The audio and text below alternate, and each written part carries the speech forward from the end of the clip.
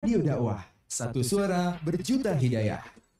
Pesan layanan ini dihadirkan oleh RTVC, Asosiasi Radio TV Islam Indonesia. Radio Muslim, memurnikan akidah, mendebarkan sunnah.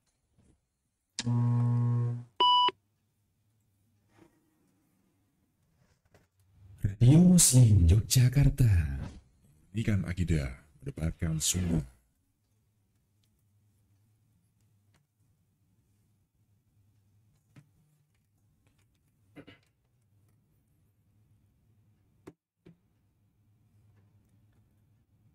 Assalamualaikum warahmatullahi wabarakatuh.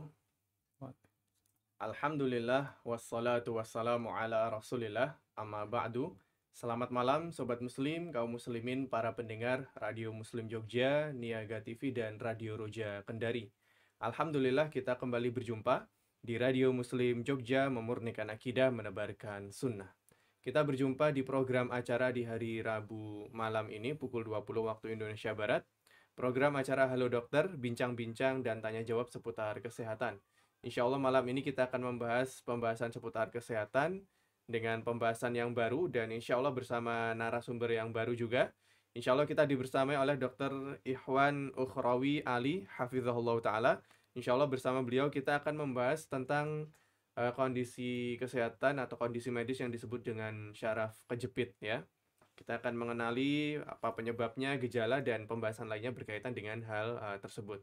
Silakan bisa sampaikan pertanyaan atau konsultasi terkait dengan kesehatan ke nomor interaktif Radio Muslim di nomor 0821 2444 1561. Silakan sampaikan pertanyaan seputar kesehatan, terutama mengenai pembahasan syaraf ya.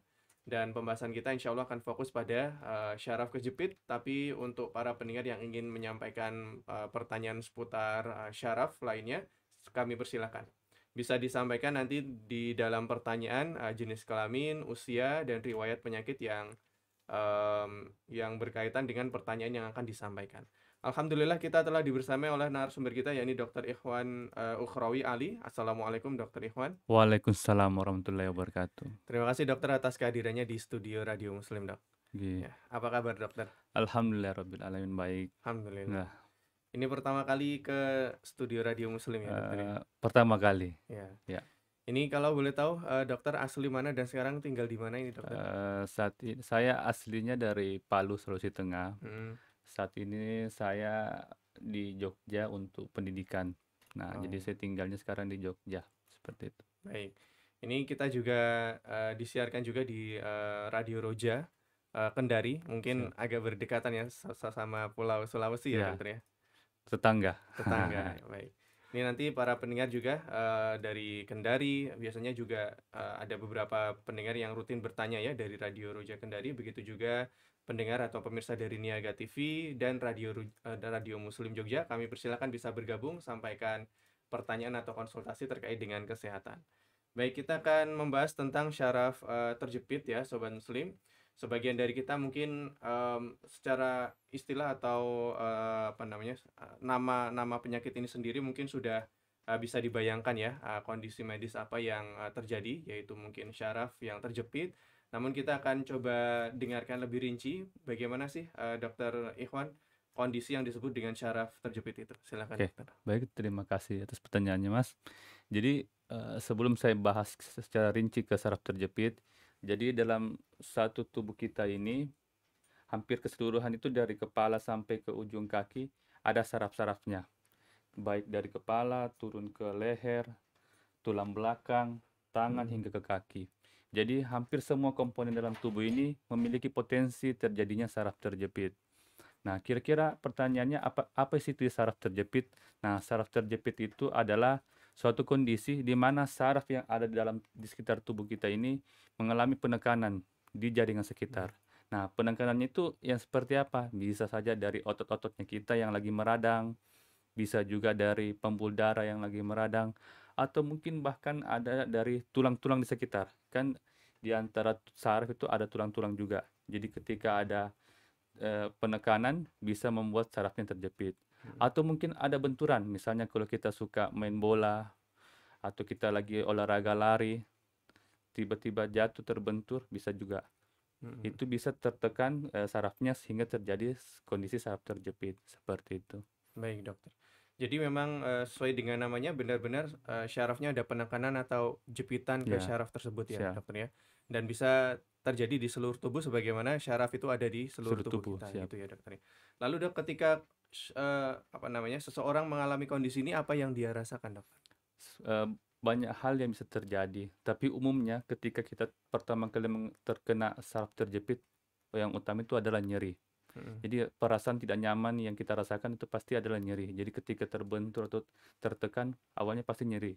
Yang kemudian yang kedua itu mungkin adalah rasa kayak kebas, kesemutan, atau juga bisa juga bahkan kelumpuhan. Itu yang paling beratnya. Dan di sekitar daerah yang terjepit itu kalau kita raba atau memegangnya itu seperti lebih hangat dibanding daerah yang sekitarnya. Terutama kalau dia disebabkan oleh benturan.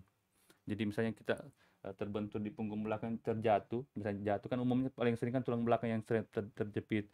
Jadi ketika kita raba itu pasti nyeri, terus kita bandingkan daerah sekitarnya itu, ini agak lebih hangat. Nah itu seperti itu umumnya gejalanya. Tapi kalau gejala yang paling berat itu bisa sampai terjadi kelumpuhan. Oh Nah baik. seperti itu. Baik dok, sebelumnya dok, syaraf sendiri di tubuh kita, mungkin kita juga sering dengar ya syaraf itu apa. Nah, tapi lebih jelasnya syaraf itu sebenarnya fungsinya untuk apa sih dok? Nah, saraf itu kalau saya ibaratkan dengan tubuh kita ini, berarti otak itu, kepala ini sebagai lampu, tangan kaki ini sebagai lampu, kemudian otak itu sebagai saklar. Nah, tentunya untuk menyalakan lampu itu kan butuh kabel untuk menyesuaikan antara lampu dengan saklarnya. Nah, saraf-saraf itulah yang lampu-lampu itu.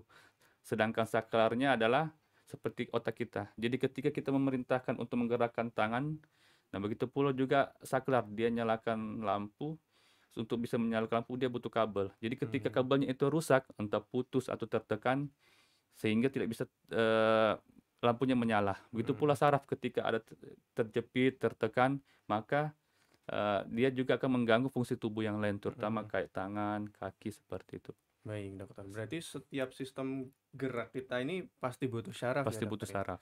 Baik dokter. Lalu dok, kan tadi kondisinya terjepit atau tertekan ya. Iya. Nah penyebabnya tadi diantaranya adalah cedera ya. Ya. Apakah ada penyebab lain seperti itu dok? Dan mungkin yang paling umum apa dokter? Sebenarnya kalau dibilang penyebab awalnya itu sebenarnya kebiasaan kita sehari-hari. Misalnya mungkin yang paling dalam diri kita pribadi untuk kita bercermin, misalnya kita harus menjaga pola tubuh, berat badannya. Jadi kalau berat badan yang terlalu berlebihan itu bisa juga mempengaruhi saraf terjepit, misalnya di bagian lutut, bagian belakang, sehingga itu juga harus dijaga berat badannya. Yang kedua adalah untuk kita yang sering-sering angkut, misalnya mengangkat galon, mengangkat hal-hal yang berat, kadang-kadang kan kita terbiasa mengangkat, langsung angkat saja. Padahal sebenarnya ada SOP-nya juga. Jadi baik. duduk dulu baru diangkat. Dengan kebiasaan asal mengangkat itu, tulang itu yang meregang akhirnya menjepit sarafnya, sehingga bisa membuat saraf kita terjepit.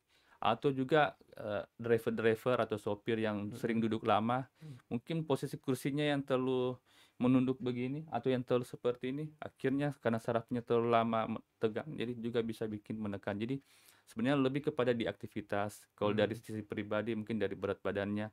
Jadi berdasarkan dari pola hidup kita. Jadi pola hidup kebiasaan kita setiap harinya seperti apa. Di luar dari kondisi misalnya qadarullah, misalnya jatuh, terbentur atau kecelakaan, itu kan di luar yang kita inginkan.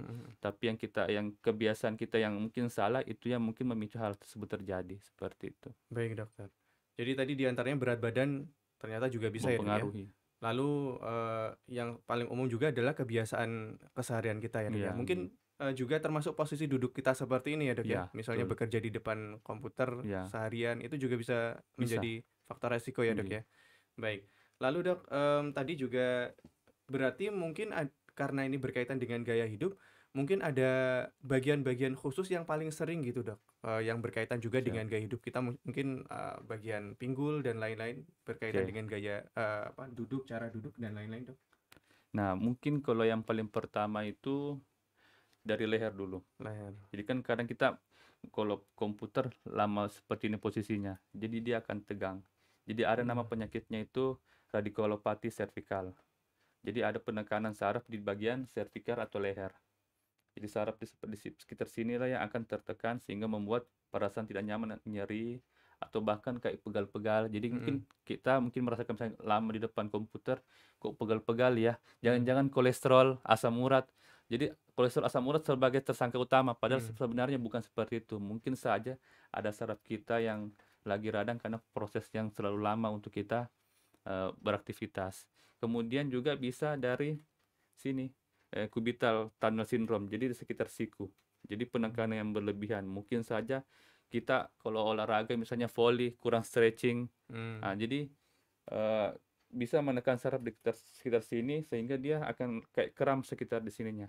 Atau mungkin untuk ibu-ibu yang sering mencuci pakai tangan, jadi ada carpal tunnel syndrome. Jadi sindrom di terowongan sini yang bisa bikin kayak kram di telapak tangannya. Yang paling sering dikeluhkan ya ini sakit Punggung ya, pinggang, Dok, ya? punggung sama di pinggangnya. Karena kan memang kebiasaan kita mungkin sering mengangkat, atau mungkin untuk orang tua yang mungkin tulang sudah keropos, jadi bisa lebih potensi untuk terjadi lebih sering seperti itu. Terus yang sisanya ya untuk olahragawan yang mungkin paling sering cedera di bagian lutut ataupun dari kakinya, telapak kakinya seperti itu. Jadi hampir seluruh tubuh itu mempunyai potensi untuk terkena saraf terjepit. Tapi paling besar kemungkinannya dan paling sering ya tulang belakang seperti itu. Baik, dan itu jangka panjang ya, Dok, ya, tidak instan. Jadi kadang sembuh kalau dia hanya nyeri-nyeri biasa. Tapi ada satu momen yang memang ketika itu benturannya keras dan mungkin berat nyerinya, ya itu kita harus khawatir jangan sampai berkepanjangan dan lama sembuhnya seperti itu. Baik, Dok. Berkaitan dengan beberapa kebiasaan itu mungkin bisa lebih dirincikan, Dok, bagaimana contoh-contoh kurang baik posisi duduk mungkin atau angkat beban yang salah, itu contohnya seperti apa, Dokter? Misalnya kalau cara duduk kan kalau secara ergonomis, jadi kita lihatnya secara posisi duduk yang benar. Jadi sebenarnya kita mengatur posisi duduk yang tegak ya. Terus jangan juga terlalu lengkung seperti ini atau terlalu tegang seperti ini. Itu akan mengganggu tulang-tulang saraf, dan tulang-tulang saraf itu kan ada di tulang belakang itu kan ada celah-celahnya. Jadi di celah-celahnya itu ketika dia meregang begini ada saraf yang tertarik, akhirnya pas kita tidak sadar mungkin tertekanlah dia seperti itu. Jadi posisi itu yang mengganggu. Begitu pula ketika kita mengangkat sesuatu. Saya contohkan ya. Jadi kadang kita langsung ambil seperti ini. Nah, jadi kalau seperti itu salah pasti. Jadi kita duduk dulu, angkat. Nah, jadi kita menopang itu dari ini kaki. Jadi bukan punggung yang dianggap untuk menopang seperti itu. Nah, tadi saya singgung itu untuk berat badan. Nah, kan biasanya itu mohon maaf misalnya bukan body shaming ya. Jadi kayak orang yang obesitas yang berat badannya terlalu berat, dia akan menekan bagian tubuh bagian bawah, misalnya tulang belakang, pinggul, bahkan lutut. Jadi bobotnya sudah berat, menambah aktivitas yang berat, pasti keseluruhan di bagian bawah itu akan nyeri. Jadi memang penting sekali untuk kita sebagai umat muslim itu harus berolahraga. Bukan berarti kita beraktivitas tapi tanpa olahraga, itu juga bisa mempengaruhi fungsi-fungsi tubuh kita seperti itu. Baik, Dok. Masya Allah. Tadi beberapa teknik yang mengangkat tadi ya, Dok, ya, itu mungkin sepele kan, dan mungkin sebagian kurang aware dengan itu ya, Dok, ya. Tapi itu efeknya akan jangka panjang ya, Dok, Jangka ya. panjang. Baik. Lalu juga tadi berarti kalau mengangkat yang ditekuk berarti kaki ya, Dok, ya, bukan punggung ya. Punggungnya bukan. Baik. Itu mungkin juga termasuk gaya duduk kita, itu mungkin juga pembiasaan dari kecil gitu, Dok. Iya. Berarti ini perlu kita edukasikan juga, ajarkan kepada anak kita tentang cara duduk yang baik gitu Betul. ya, Dok, ya. Karena kalau dia dari kecil sudah banyak membungkuk begini, tulang akan terbiasa juga membungkuk begini terus seperti itu. Dan kalau kita mau memaksakan lagi begini untuk anak, kadang-kadang anak-anak kan juga menolak, nggak nyaman lagi karena sudah terlanjur seperti ini. Jadi itu juga kita harus ingatkan. Biasanya kan mereka menonton depan TV nunduk begini, nah itu nggak bagus seperti itu. Baik, Dokter. Baik, terima kasih penjelasan awalnya, Dokter Ikhwan. Sebelumnya kita sampaikan kembali kepada para pendengar. Selamat datang yang baru saja bergabung. Kita ada di program acara rutin bersama Radio Muslim Jogja, Niaga TV, dan Radio Roja Kendari, yakni program acara Halo Dokter, bincang-bincang dan tanya jawab seputar kesehatan. Kita membahas tentang penyakit syaraf terjepit bersama Dr. Ikhwan Ukhrawi Ali. Silakan bisa sampaikan pertanyaan, konsultasi kesehatan ke nomor interaktif kami di nomor 0821 2444 1561. Silakan bisa sampaikan pertanyaan melalui SMS, chat WhatsApp, atau telepon ke nomor tersebut. Sampaikan pertanyaan. Bisa disampaikan informasi seperti usia, jenis kelamin, dan riwayat penyakit sebelumnya yang berkaitan dengan pertanyaan yang akan disampaikan. Tadi kita dengarkan beberapa penjelasan ya tentang penyebab atau faktor resiko juga, dan pembahasan lain seputar syaraf terjepit. Kita lanjutkan kembali. Baik, lalu Dok, tadi kan sebagian atau umumnya dari gaya hidup ya Dok ya, untuk penyebab dari syaraf terjepit ini dan juga cedera dan berat badan juga. Lalu kalau dari segi usia Dok, apakah ada pengaruh lebih besar Dok, atau menjadi faktor resiko tertentu dari segi usia Dok? Nah, kalau kita singgung usia, jadi saraf terjepit ini memang menarik. Jadi hampir segala usia itu bisa punya potensi terkena saraf terjepit. Bukan berarti orang dewasa sebagai yang sering terkena. Bisa jadi juga terkena kepada anak-anak bahkan bayi. Nah, kalau bayi itu meskipun potensinya sedikit bisa saja terjadi. Misalnya pada saat proses persalinan ada tertekan di lengannya, kan biasa kalau lahir normal tertekan, itu bisa membuat terjepit dan terjadi kelemahan. Jadi kalau misalkan mungkin Mas pernah lihat kok bayi baru lahir kayak lemas tangannya, itu bisa karena saraf terjepit juga dalam proses persalinannya. Jadi karena mungkin persalinannya yang lama atau bayinya yang besar sehingga mempengaruhi. Nah, terus yang anak-anak juga kadang kan sering main ayunan, akhirnya dia terjatuh. Biasanya jatuhnya itu yang sering terkena di sini. Ini yang paling sering terkena, jadi saraf terjepit. Tapi memang untuk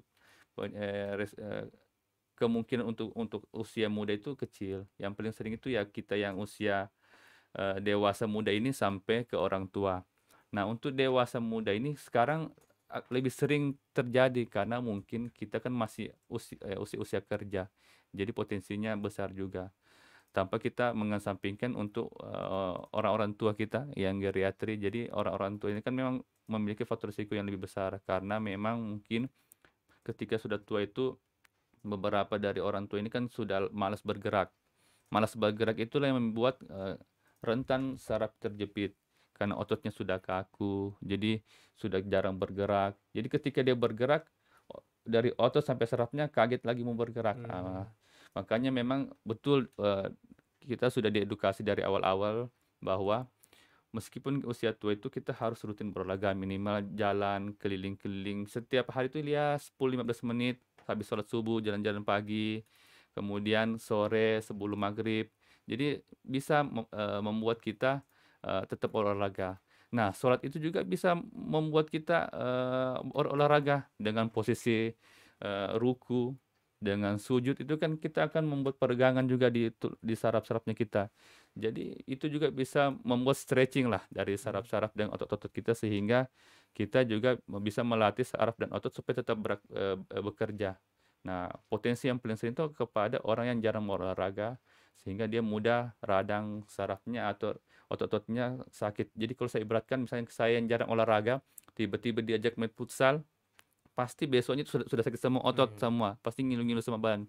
Berbeda sama orang yang rutin berolahraga, ketika dia main futsal diajak ya kayak biasa. Tapi kita yang jarang berolahraga ketika diminta berolahraga tiba-tiba pasti sakit semua badan. Ya kira-kira seperti itu. Jadi nah, itu kalau orang tua risikonya besar. Ditambah mungkin fungsi-fungsi organ tubuhnya sudah mulai menurun. Jadi tulangnya mulai keropos, bergerak sedikit lututnya sudah sakit, mungkin karena faktor asam urat misalnya. Jadi banyak faktor yang bisa mempengaruhi.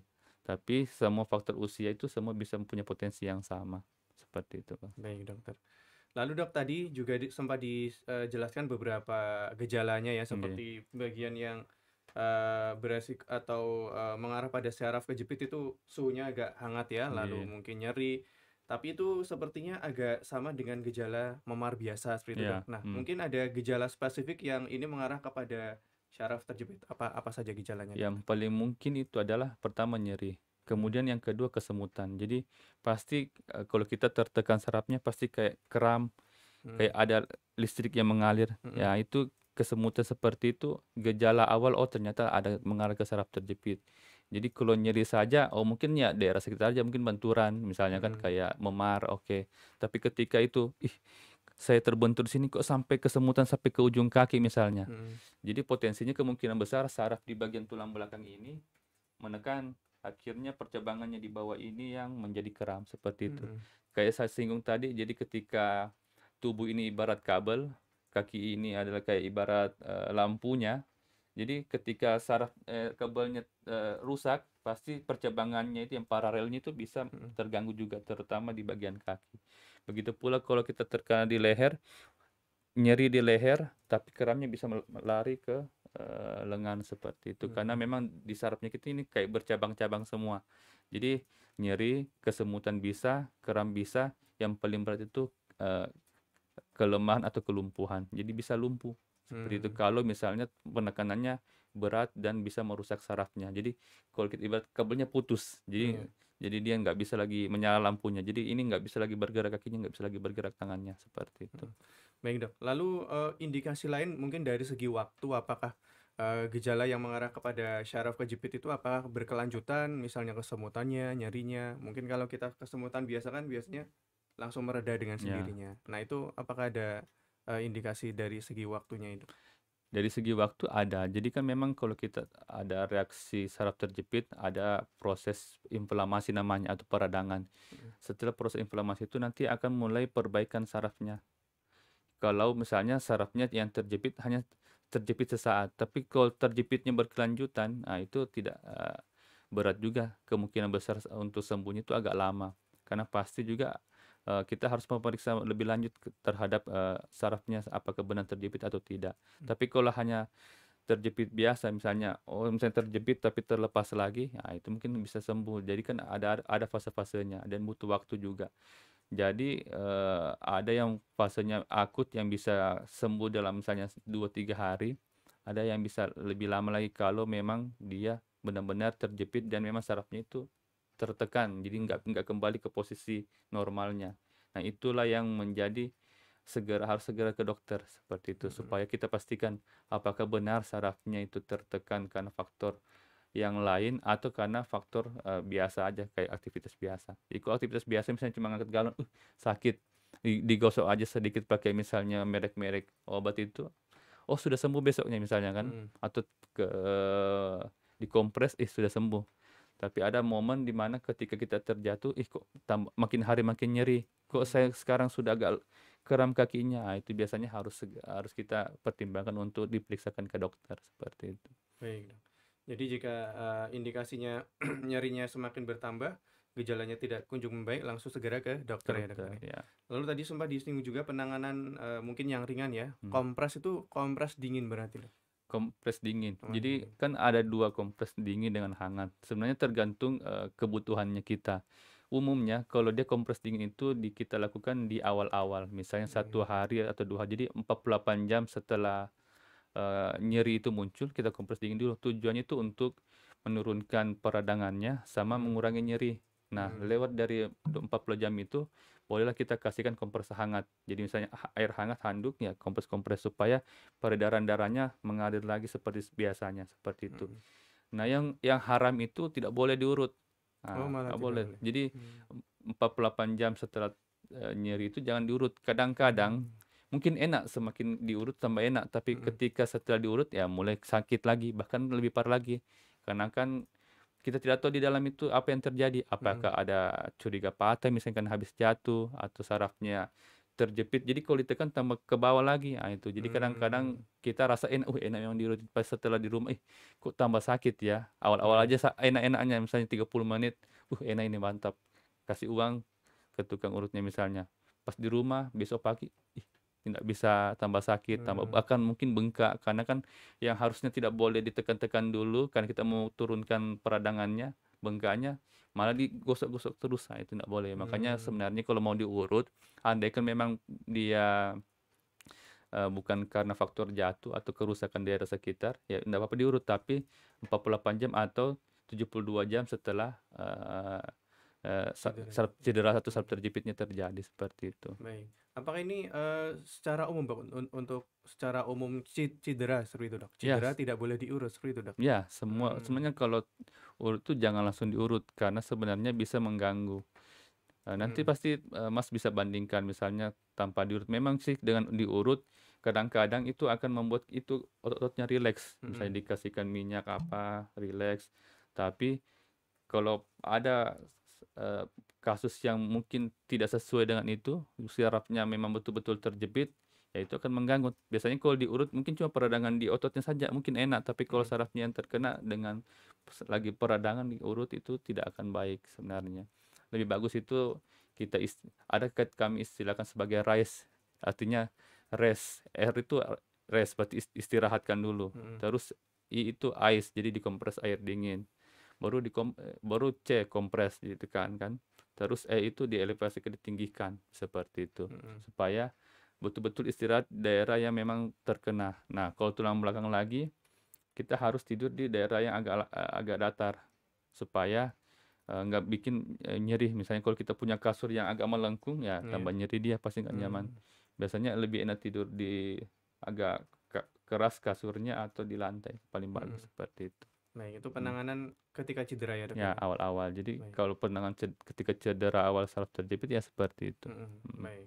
Ini mungkin informasi yang penting, Dok, karena secara umum mungkin masyarakat menganggapnya urut itu salah satu alternatif gitu ya, Dok, ya, ketika cedera.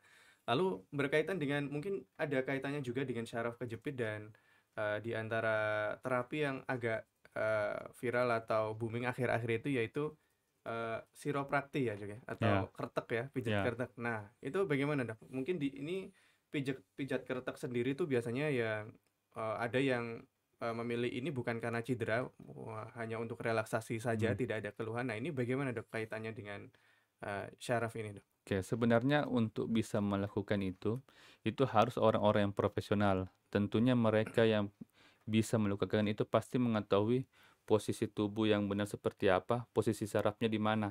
Jadi dia bukan asal goyangkan saja. Seperti itu, karena ketika dia salah menggeser ya yang dia kenakan sarafnya. Nah, hampir semua yang misalnya saya pernah juga nonton di YouTube ataupun mungkin di media sosial, rata-rata itu harus orang yang profesional. Jadi misalnya walaupun saya seorang dokter tahu posisi anatomis ini, tapi kan saya nggak tahu secara profesionalnya seperti apa itu kereteknya. Nah, itu harus memang orang-orang yang terlatih, tersertifikasi. Andaikan itu tersertifikasi dan terlatih, tidak ada masalah sebenarnya. Cuma mungkin yang kita harus perhatikan itu jangan sampai ada proses yang salah. Ibaratnya saya sampaikan tadi, kalau dia kereteknya salah, yang dia mengenai sarafnya ya tetap akan bikin nyeri juga. Awal-awal aja, enak ya, kayak misalnya ini tangan dibunyikan begini kan agak nyaman, padahal itu kan proses yang sebenarnya tidak perlu dilakukan sebenarnya, cuma bikin kita agak enak juga dibunyikan. Nah, begitu juga tulang-tulang yang lain. Jadi sebenarnya itu kenikmatan sesaat saja. Apakah itu memberikan efek untuk tubuh? Ya belum tentu juga. Seperti itu. Jadi itu mungkin boleh dilakukan, tapi untuk orang-orang yang betul-betul profesional yang memang memahami posisi tubuh, persarafannya, tulangnya, otot-ototnya dengan benar. Jadi tidak boleh dilakukan oleh orang asal-asalan karena bisa menciderai ya orang-orang yang sebagai terapi dengan dia seperti itu. Baik, Dokter. Terima kasih atas penjelasannya, Dokter Ikhwan. Kembali kami informasikan ya kepada para pendengar. Kita masih di program acara Halo Dokter. Kita tadi membahas pembahasan lagi tentang syaraf terjepit bersama Dokter Ikhwan Ukhrawi Ali. Silakan sampaikan pertanyaan ke nomor 0821 2444 1561. Sudah ada pertanyaan? Baik, silakan untuk pertanyaan bisa disampaikan ke nomor tersebut melalui SMS, chat WhatsApp, atau telepon langsung. Silakan untuk para pendengar dan pemirsa Niaga TV, Radio Roja Kendari, dan Radio Muslim Jogja dimanapun berada. Kita membahas tentang syaraf terjepit. Baik, kita lanjutkan lagi, Dok, sembari menunggu ya. Termasuk ini, Dok, mungkin tadi ya pijat kertek dan lain-lain, termasuk juga pijat bayi mungkin, Dok, dan pijat secara umum. Nah, ini apakah ada catatan khusus, Dok, karena terkait dengan tadi ya syaraf-syaraf yang nanti akan terlibat dalam pemijatan tersebut? Kalau dia saraf bayi itu, pemijatan saraf bayi itu sebenarnya dianjurkan ya, Mhm. karena untuk menstimulus saraf-saraf, pada bayi. Nah, kalau bayi itu kan, ketika dia lahir, saraf-sarafnya itu belum menyesuaikan seperti kita orang dewasa. Jadi butuh memang stimulus. Jadi kadang memang Mmm. itu bahkan dianjurkan sebenarnya. Oh, baik. Nah, jadi cuma mungkin ya kadang kalau kita nonton di video ada yang terlalu berlebihan penekanannya. Sebenarnya enggak masalah, yang penting memang itu, bukan untuk menyakiti, bayinya. Mhm. Tapi ketika ditanya apakah itu boleh? Boleh, bahkan dianjurkan supaya itu menstimulus. Biasanya kan kalau bayi itu dipijat itu dari tangannya dulu, itu untuk menstimulus tangannya supaya dia bisa merasa, terus di sikunya, sini, di bahunya, bahkan kadang di lehernya sampai telapak kaki itu untuk menstimulus. Supaya memang ketika dia, eee, sudah hadir di dunia, dia bisa merasakan kehadiran orang tuanya.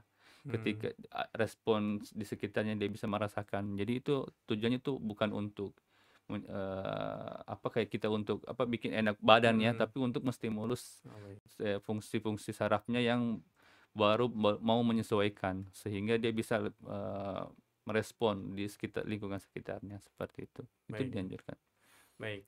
Lalu kembali ke, syaraf, kejepit, Dok. Oke. Jika tadi kan ada beberapa indikasi yang, disarankan seorang segera ke dokter ya, Dok, Iya. ya? Terutama ketika dia nyerinya semakin bertambah dan semakin berkepanjangan. Lalu ketika dibawa ke dokter atau fasilitas kesehatan, pengobatan apa yang akan diterapkan, Dokter? Tentunya ketika, ke dokter, ya dokternya mungkin tidak langsung kasih obat. Mmm. Biasanya kita itu periksa dulu secara fisik dulu. Kita tanya dulu penyebabnya apa. "Oh, saya habis jatuh dari WC, Dok, terbentur pinggul saya sampai saya kram-kram." "Oh, oke." Jadi kita akan bisa tanya, oh ternyata dia kecuriganya kita berarti terbenturnya itu di pinggul, di tulang ekornya misalnya kan atau tulang belakangnya. Oke, jadi kita bisa tahu, kita periksa kakinya ternyata, oh nggak ada kelemahan misalnya, cuma nyeri-nyeri, berarti cukup diberikan obat anti nyeri misalnya. Nah, tapi misalnya dia ada kesemutan mungkin bisa ditambah dengan obat-obat yang lain, anti radang. Atau mungkin yang paling berat misalnya kok dia sampai lumpuh, nggak bisa bergerak kakinya, perlu mungkin pemeriksaan lebih lanjut penunjang yang lain. Tapi umumnya ketika ke dokter paling kami, memberikan obat sambil mengedukasi seperti saya sampaikan tadi, kurangi banyak bergerak, dikompres, air dingin misalnya kan awal-awal nanti 3 hari setelah itu baru kompres air hangat, sambil dibantu dengan minum obat, seperti itu. Kalau kecuali dia agak berat, nah itu pemeriksaan lanjutan bahkan mungkin rutin kontrol supaya kita pastikan betul-betul sarafnya betul-betul sembuh sempurna, seperti itu. Mhm. Baik, Dok. Lalu untuk tingkat keparahan, apakah ada tingkatan-tingkatan keparahan dan pengobatan, apakah ada pengobatan lain selain obat, Dokter? Sebenarnya kalau ada pengobatan yang selain obat namanya fisioterapi. Mmm. Jadi itu, langkah selanjutnya ketika, pasiennya sudah agak sulit berjalan misalnya atau nggak nyaman, dia butuh peregangan dengan penggunaan si fisioterapi. Nah, fisioterapi ini kan banyak banyak caranya, bisa dari terapi sinarnya atau distimulus latihan-latihan supaya terbiasa. Jadi kalau kita lihat itu pemain bola ada setelah cedera dia ada fisioterapisnya seperti itu untuk mengembalikan fungsi tubuh yang sebelumnya rusak dikembalikan normal lagi. Jadi kurang lebih seperti itu untuk fisioterapi. Kemudian juga terapinya selain obat itu ya latihan mandiri di rumah. Nah, di YouTube ini keren, di YouTube itu banyak latihan-latihan untuk, memperbaiki fungsi-fungsi tubuh yang lain. Misalnya dulu saya pernah cedera di bagian lutut saya karena Mhm. faktor sering lari ya, lari-lari jalan kan jadi cedera. Jadi saya nonton di YouTube ya, mana ya yang bagus untuk menstimulus ini. Nah, alhamdulillah obatnya mungkin saya cuma minum obat nyeri, tapi dengan latihan itu akhirnya tulang saya terbiasa, sarafnya Mhm. terbiasa sehingga saya bisa beraktivitas lagi. Padahal 1 minggu, 2 minggu itu betul-betul tersiksa karena nyeri, baru gerak sedikit, untuk sujud sholat saja harus Mmm. butuh tenaga untuk bisa berdiri. Ya, jadi dan saya nonton saking penasarannya nonton di YouTube ternyata ada olahraga-olahraga tertentu yang bisa kita latih, tulang-tulang kita, seperti itu. Baik, Dokter. Lalu untuk syaraf terjepit ini apakah bisa sembuh total seperti itu, Dok? Bisa sembuh total sebenarnya, tergantung dari kasusnya. Jadi kalau kasusnya ringan, pasti dia sembuh total, 1-2 hari pasti akan hilang. Tapi kalau dia sarafnya yang terjepit diikuti dengan ada gangguan di daerah sekitar, misalnya faktornya tulangnya fraktur atau retak misalnya, karena faktor jatuh, atau mungkin di sekitar sarafnya itu ada penyakit yang lain, misalnya ada tumor misalnya atau ada infeksi, itu pasti berkepanjangan, jadi butuh pemeriksaan lebih lanjut. Tapi kalau hanya saraf-saraf jepit biasa ya umumnya bisa sembuh sendiri. Bahkan kadang kita tidak kasih obat pun ya akan hilang sendiri selama kita ikut anjuran tadi, perbanyak istirahat, jangan bergerak berlebihan ketika lagi nyerinya seperti itu. Jadi 1-2 hari akan sembuh, cukup diberikan obat untuk mengurangi nyeri yang topikal yang oles ya mungkin yang kayak balsam atau apa itu nggak masalah sebenarnya. Baik, Gitu. dokter. Baik, terima kasih penjelasannya. Kembali kami informasikan kepada para pendengar dan pemirsa sekalian. Silakan sampaikan pertanyaan ke nomor 0823. Afwan, kami ulangi. Untuk pertanyaan bisa disampaikan ke nomor 0821 2444 1561 untuk menyampaikan pertanyaan atau konsultasi terkait dengan kesehatan. Kita masih dibersamai oleh Dr. Ikhwan Ukhrawi Ali membahas tentang penyakit syaraf terjepit. Dipersilakan juga pertanyaan yang berkaitan dengan penyakit syaraf lainnya ke nomor yang sama. Bisa telepon juga, silakan bagi yang mau telepon untuk menyampaikan langsung dan berinteraksi langsung bersama Dr. Ikhwan Ukhrawi. Kami tunggu pertanyaan atau atensinya. Ada pertanyaan, Dok, yang masuk. Kita bacakan. Izin bertanya, dokter. Saya pegawai kantoran berusia 35 tahun.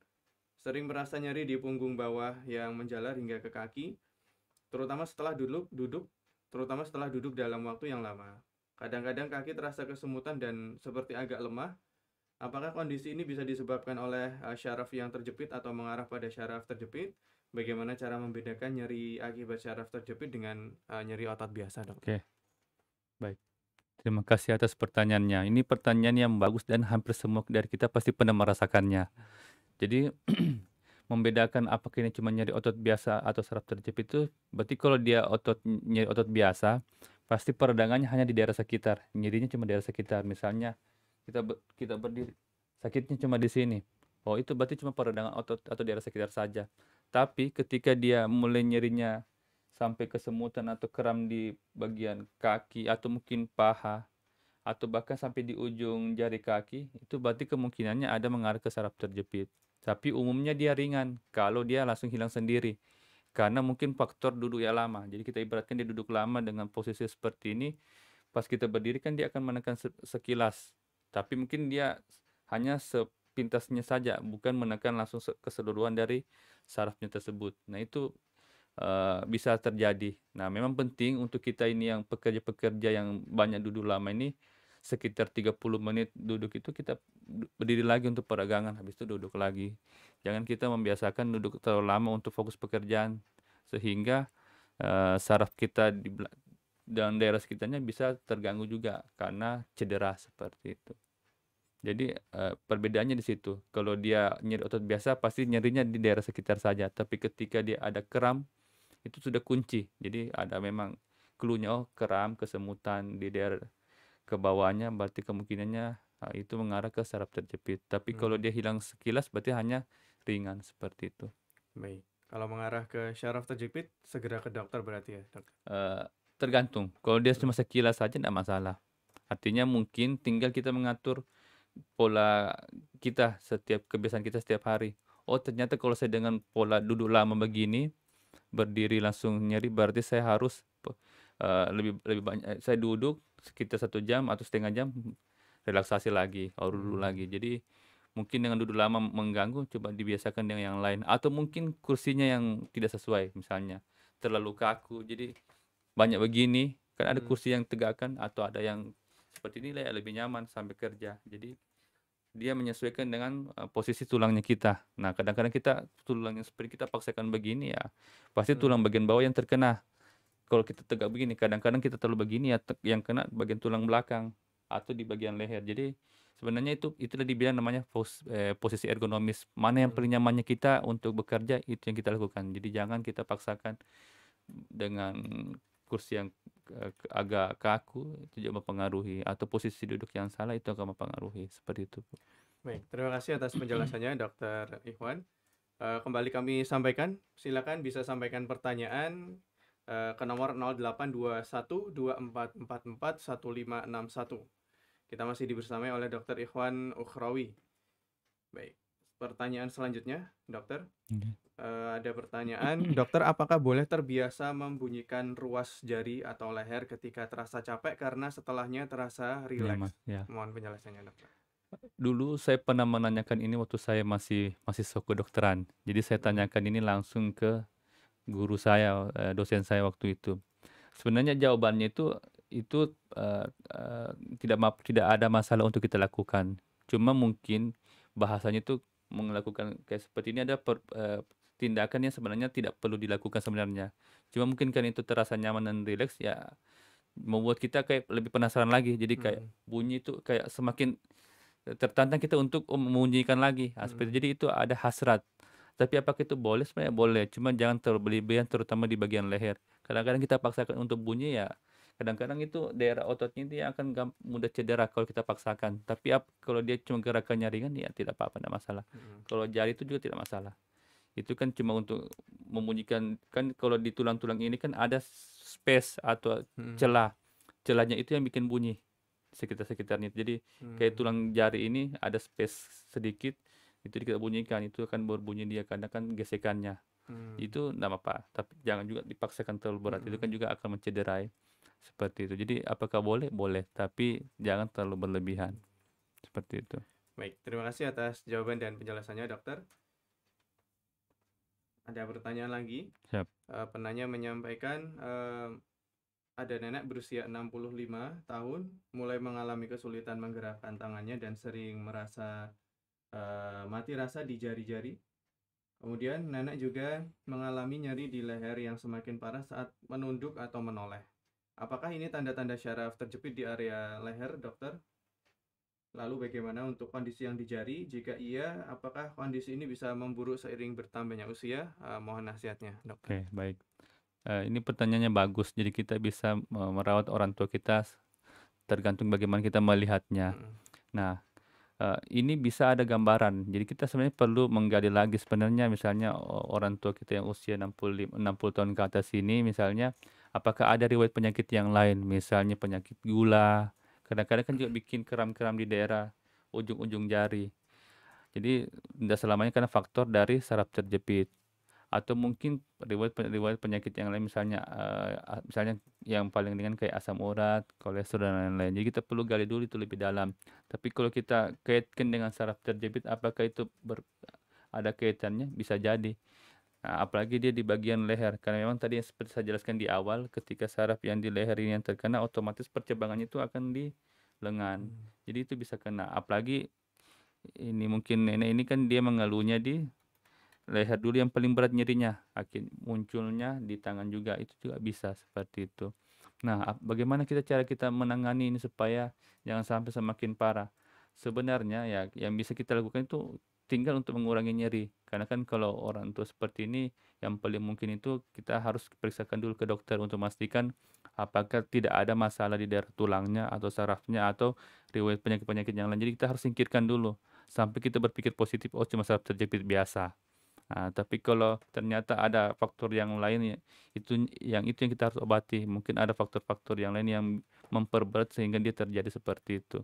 Itu yang kita harus penelusuri lebih lanjut sehingga pengobatannya atau terapinya tepat sasaran. Jadi kita tidak mengira-ngira juga seperti itu. Baik, terima kasih atas jawaban dan penjelasannya, dokter.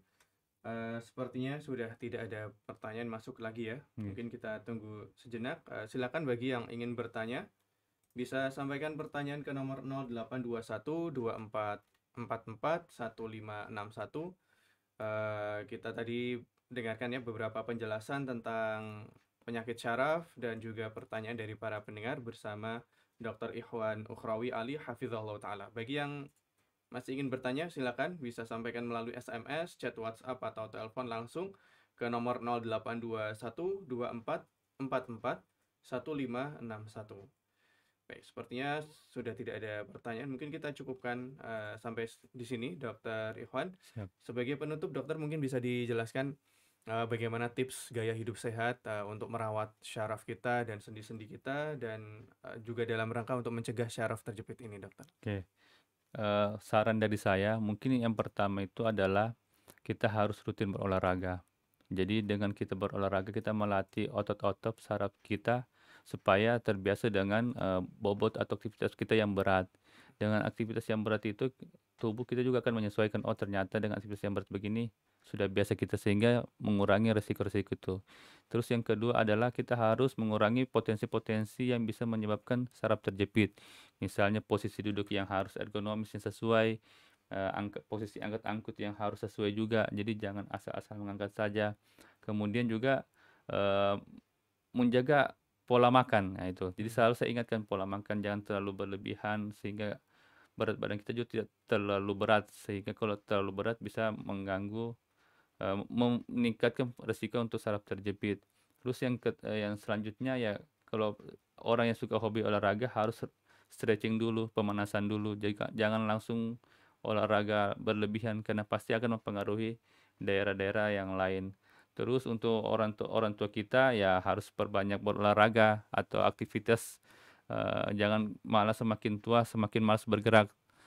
Justru semakin tua itu kita harus lebih sering bergerak minimal 15 sampai 30 menit setiap hari, itu untuk, menyisakan untuk olahraga atau aktivitas supaya memang, organ tubuh lancar di dalam, fungsi-fungsi tubuh juga tetap baik, seperti itu. Terus yang mungkin yang ketiga, kita harus menjaga apa yang kita konsumsi. Jadi kurangi konsumsi-konsumsi yang tinggi gula, kayak minuman-minuman yang bersoda, yang kaleng-kalengan, itu kan juga bisa memperberat juga, peredaran darah tubuh. Nah, peredaran tubuh yang kental itu juga bisa menekan sarafnya kita di daerah sekitar dan menyebabkan otot-ototnya kita lebih cepat capek lah. Jadi pasti, pasti sering misalnya suka minum yang manis-manis, lebih sering mengantuk, lebih sering nggak bertenaga, itu karena karena terlalu berlebihan gula yang dalam tubuh. Mungkin ya seperti itu Mas, untuk, saran-sarannya sih yang lebih simpelnya seperti itu.